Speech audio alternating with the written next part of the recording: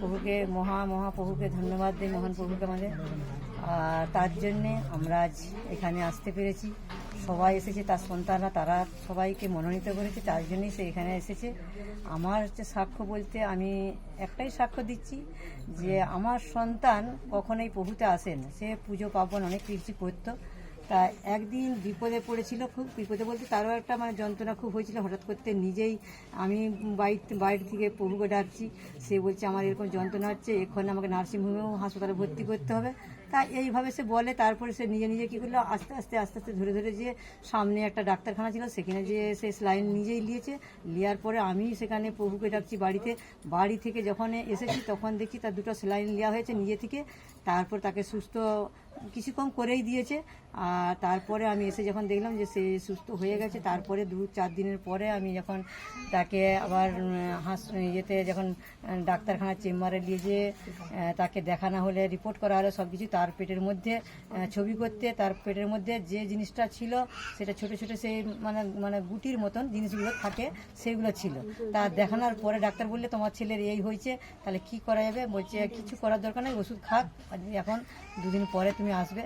2-4 বার দেখানো হয়েছে, 10,000 টাকা পুরো উড়ে গেল। তখনও দেখলাম যে যা হয়েছে ঠিকই হয়েছে, যা হয়েছে প্রভুর জন্য যা করবে প্রভু ঠিকই করবে। তা 10,000 টাকা উঠলো। তারপরে যখন দেখাতে গেলে তখন চেক আপে বললো না, এর কিছু হয়নি, যদি জ্বালা যন্ত্রণা করে তাহলে ওষুধ খাবে, তার বেশি আর কিছু খেতে যাবে না। আমরা সেদিন থেকে পুরো ওষুধ বন্ধ করে দিয়েছি, প্রভুর চরণে তাকে ফেলে দিচ্ছি যে যখনই যাবে বা কোথাও যেতে আসতে যখনই যাবে যে প্রভুকে ডাকো, প্রভুকে ডাকলেই রোগ মুক্ত হয়ে যাবে, রোগ সুস্থ করে দিবে। এত মানুষকে মিরাকেল কাজ করেছে প্রভু, কখনো কারো কাছ থেকে মুখ ফিরিয়ে নেয় না। সে এমন জীবন্ত ঈশ্বর প্রভু সে। হ্যাঁ, তাই জন্য বলি প্রভুকে কোটি ধন্যবাদ দিই। প্রভুর কাছে যায়, যত রোগ জ্বালা আসুক না কেন, ডাক্তারখানায় না যেয়ে আগে প্রভুকে শরণাপন্ন করো, তার কাছে আঁটু করে প্রার্থনা করো। প্রার্থনা করার পরে তারপর তোমরা যেখানে খুশি তোমাদের ইচ্ছা হয় সেখানে যাও। প্রভুকে কিন্তু আগে তোমাদেরকে ডাকতে বলি, তোমরা প্রভুকে আগে ডাকো, তারপরে তুমি অন্য কোথাও যাও। প্রভু কিন্তু জীবন্ত, সে কখনো কাউকে ফিরিয়ে দেয় না।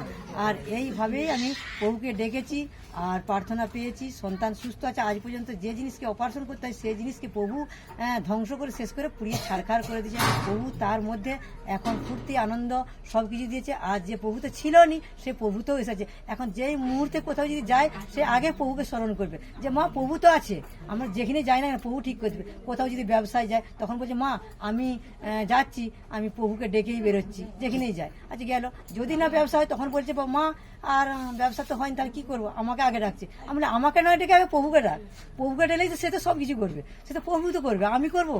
আমি তো করছি না। তুমি প্রভুকে ডাকো, প্রভুকে ডেকেই যখন আসছে বেরিয়ে, তখন হাসি মুখে গেছে, হাসি মুখেই সে বাড়িতে এসে গেল। তাহলে কত মিরাক্কেল কাজ করছে। তাহলে প্রভুকে ধন্যবাদ দাও, মোহন প্রভুকে সবাইয়ের জন্য ধন্যবাদ।